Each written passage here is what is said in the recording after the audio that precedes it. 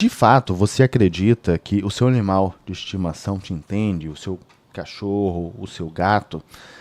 Muitas das vezes nós chamamos o animal de estimação de filho. Muitas das vezes o cerne da nossa vida gira em torno desse animal de estimação, visto que nós deixamos de viajar, porque não podemos levar o animal. Às vezes o hotel acaba não aceitando, às vezes deixamos de mudar. Então eu quero morar em tal condomínio, mas eu não vou porque lá eles não são muito receptivos com animais de estimação. Eles não podem passear no prédio. Como assim? Será que eles não entendem ou não? Será que existe uma sincronia? Se você não tem animal de estimação, você com certeza conhece alguém que tem essa proximidade com o animal de estimação, não é? Eles têm essa sincronia ou eles não têm?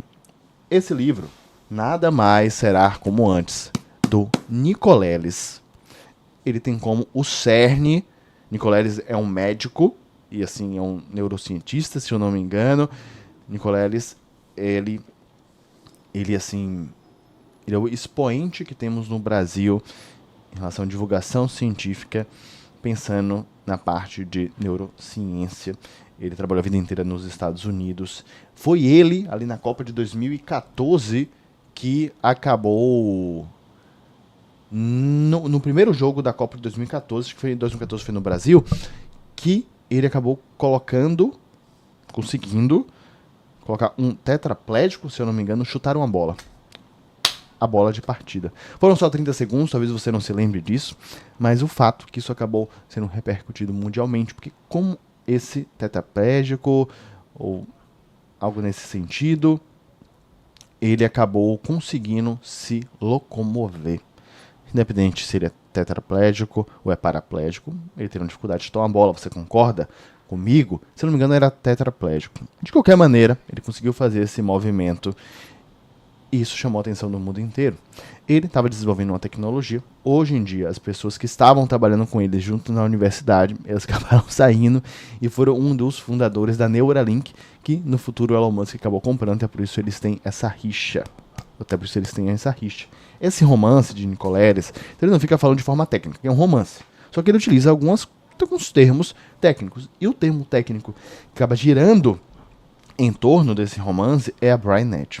Lembrando que eu sempre tenho aqui as minhas divagações, sempre quando eu vou lendo um livro, acho que isso é uma forma muito melhor. Eu fico acabando escrevendo algumas divagações, não é um resumo do livro, e sim divagações, eu sempre compartilho contigo. Então, se você já conhece aqui, ou se você está achando essa ideia interessante, um jeito bem diferente de conversar sobre livro, não esqueça de curtir o vídeo, se inscrever no canal, ativar o sininho de notificação. Você sabe o quanto isso é importante. Então não deixe de fazer. Se não existe uma sincronia entre você e algum animal, pelo menos que exista essa sincronia entre nós dois, por mais que nós somos animais, né? Mas você entendeu a deixa. E se você tem uma sincronia, também não deixe de gerar essa curtida, porque ela é importante para um canal. E eu concordo. Muito provavelmente existe uma BrainNet, uma pseudo-BrainNet entre você e o animal. O conceito de BrainNet é muito simples. É uma sincronização entre duas mentes. Muitas das vezes é uma sincronização entre várias mentes. E uma BrainNet pode ser a justificativa, o fato de conseguirmos relacionarmos melhor com certos animais e outros não. Por exemplo, nós conseguimos domesticar o cavalo, nós conseguimos domesticar o boi, a vaca, conseguimos domesticar, temos como animal de estimação o gato, o cachorro e assim por diante. Ou seja, será que nós temos uma tendência de uma maior BrainNet com esses animais do que, por exemplo, com o morcego? É uma ideia a se pensar. E, aliás, é uma tese. Existe uma tese defendendo exatamente esse ponto. O livro gira em torno da BrainNet. Eu vou falar um pouco mais sobre o livro, mas esse conceito você precisa entender um pouco mais. Bom, também tem alguns estudos que tentam identificar essa BrainNet entre outros mamíferos. Acredita-se que sim, existe, mas não tem essa certeza. Isso é um ponto importante. Só que, o que você poderia fazer com a BrainNet? E aí que o romance acaba girando. Porque uma BrainNet, você pode acabar uma pessoa propagando uma informação para várias pessoas ao mesmo tempo. Uma BrainNet, você pode acabar propagando uma informação, tanto verdadeira como falsa, você pode acabar propagando uma ordem. Você conseguiu entender a força de uma BrainNet? Talvez, no futuro, com empresas como Neuralink, ou como a própria empresa que Nicoleles acho que deve estar abrindo, ou outras empresas do mundo, iremos acabar tendo esse conceito muito maior de BrainNet. Porque iremos estar mais conectados, podendo chegar ao momento que, de fato, iremos conseguir gerar essa BrainNet. Imagine todos os seres humanos unisonamente terem uma ideia e executarem essa ideia. Muito estranho, né? Muito diferente, parece até ilusório, mas a depender de como iremos desenvolver certas tecnologias, podemos desenvolver algumas tecnologias para existir essa sincronização ainda maior. Porque nós não conseguimos ser telepáticos, como as pessoas acreditam. Nossa região aqui, eu não sei usar o termo técnico, ela é muito pequena. Então precisaríamos de tecnologia para poder amplificar. E o romance trabalha em cima dessa ideia. Em algum momento as pessoas vão desenvolvendo certas tecnologias e eles irão conseguir amplificar essa conexão e, consequentemente, essa propagação e, consequentemente, irão conseguir gerar essa BrainNet, o que é muito perigoso, haja vista que as pessoas podem utilizar para um fim questionável. O próprio livro chama atenção, e aqui eu vou extrapolar um conceito interessante, é que ele tenta ir para o futuro. Só que não é um futuro 2077, não é um futuro 2312, é um futuro daqui a poucos anos.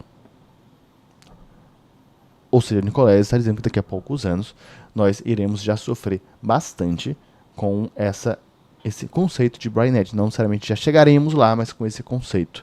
Um conceito que eu tenho, e recentemente, já tem um bom tempo, eu acabei fazendo um vídeo que o celular, para mim, já é um item de museu. Para mim, celular é um item de museu. Pense no futuro. Você irá, de fato, utilizar celular?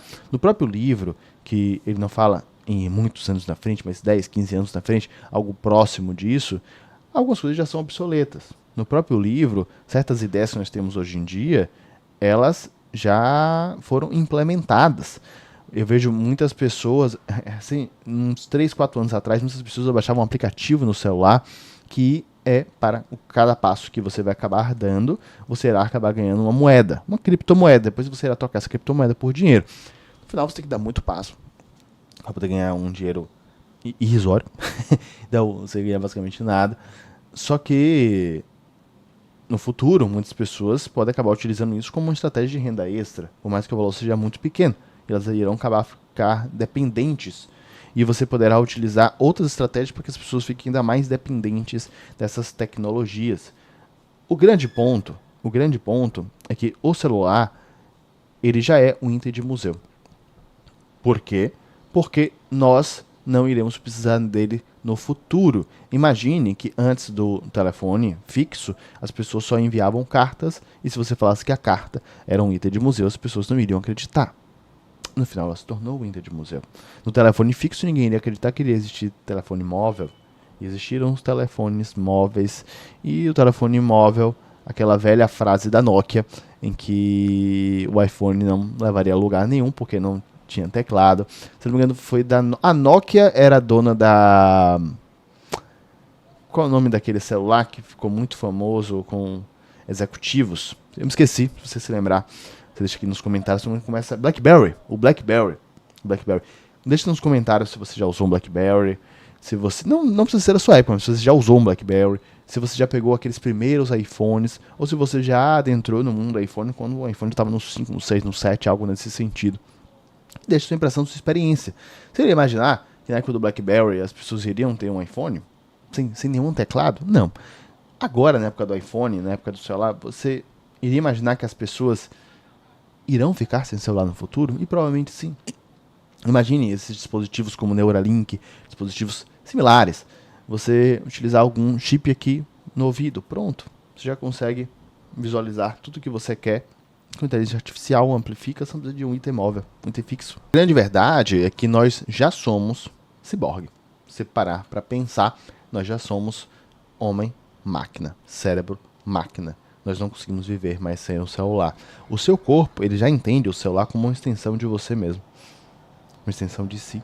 O seu corpo já entende dessa forma. Igualmente, eu jogo tênis. Se você me acompanha no Instagram, você sabe disso. E eu gosto muito de jogar tênis. Então, bom, o meu corpo, quando eu jogo tênis, ele já entende a raquete como a minha extensão. A raquete tá até ali no fundo, tá vendo? Tem aquela bola de tênis que eu acabei não abrindo, porque eu ia viajar para o Rio e acabei tendo um contratempo no Instagram, acabei contando sobre isso, um contratempo bem chato. Aliás, muito chato e bem sério, bem grave. Mas não tem problema. Até esse próprio contratempo pode até atrapalhar minha viagem para fora. Mas tudo bem, não tem problema. Vamos para a próxima divagação, que é o Covid. A força de uma fake news. Uma fake news pode ser considerado um vírus informacional. Qual o poder desse vírus? Tem um filme, ele é muito conhecido, e no filme, em um certo momento, o ator principal pergunta para o outro qual é o pior vírus, algo nesse sentido, parafraseando algo nesse sentido, e ele diz que o pior vírus é uma informação falsa. O pior vírus é a informação, porque você pode manipular tudo com a informação. No Covid mesmo existiu essa guerra narrativa que foi assim infame.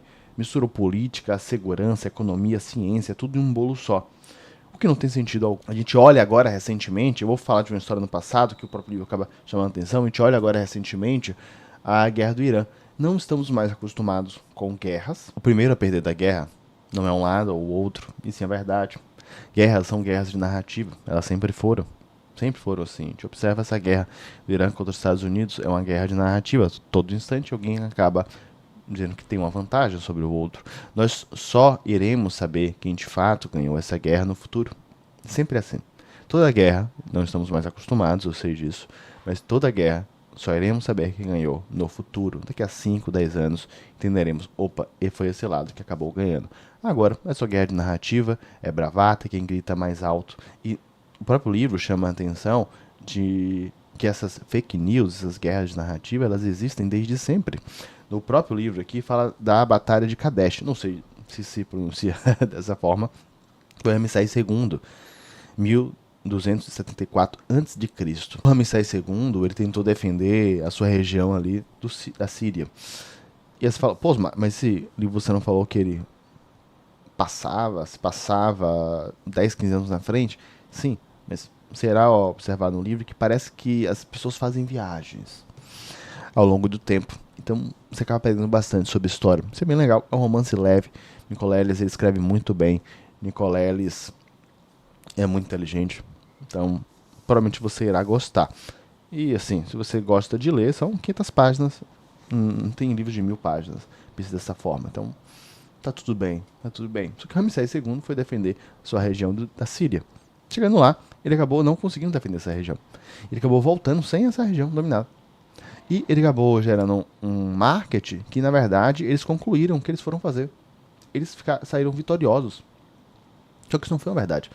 Esse foi uma fake news tão interessante que, por anos, depois, quando foram escavar e perceberam todo esse marketing, os historiadores estavam pensando que, de fato, Ramsés II foi vitorioso. Depois de muito tempo, encontraram outros documentos e viram, não, ele não foi vitorioso. Isso foi uma fake news da época. A consolidação da paz só aconteceu anos depois e não naquele instante. Olha que interessante. Será que daqui a 1000 anos poderemos olhar para algum conflito que hoje sabemos que foi uma fake news e as pessoas acreditaram daqui a 1000 anos que na verdade aconteceu outra coisa? Já a quarta divagação fica vinculada ao demônio de Laplace.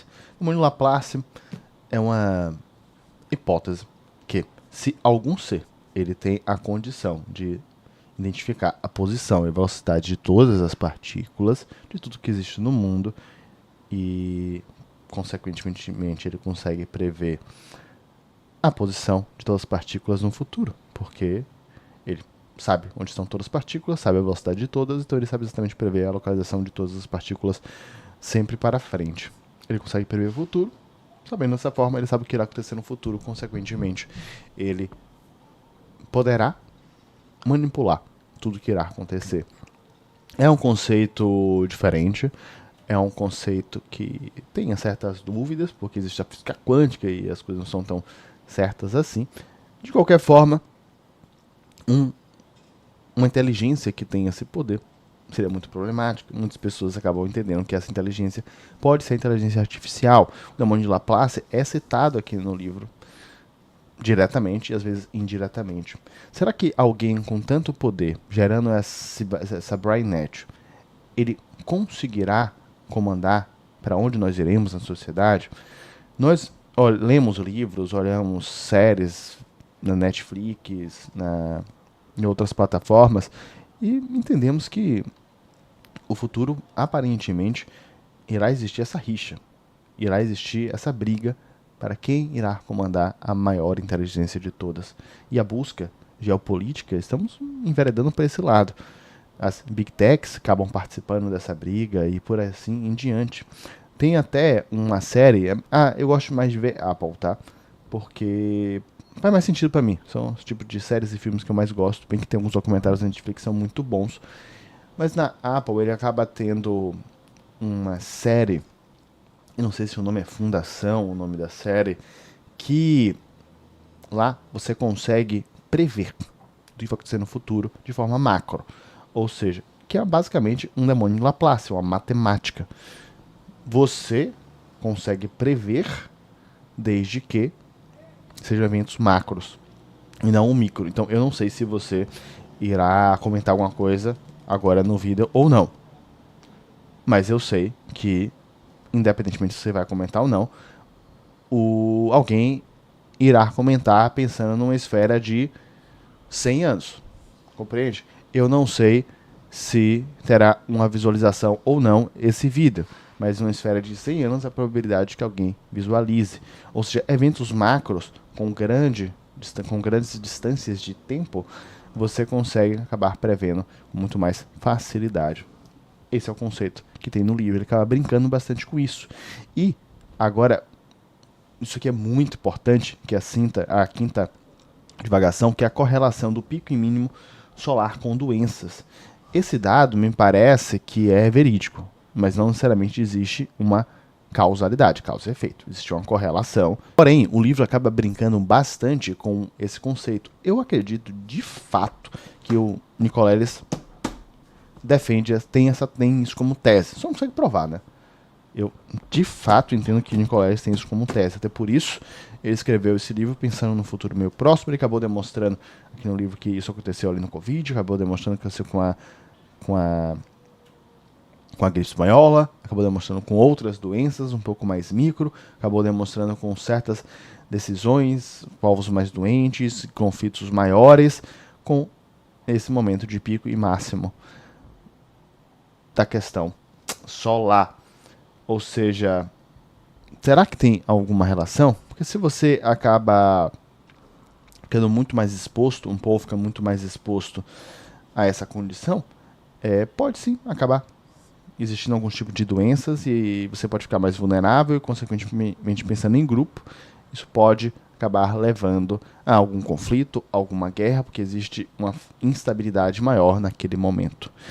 Bom, essas foram as divagações. Não saia antes do vídeo de eu te mostrar isso daqui.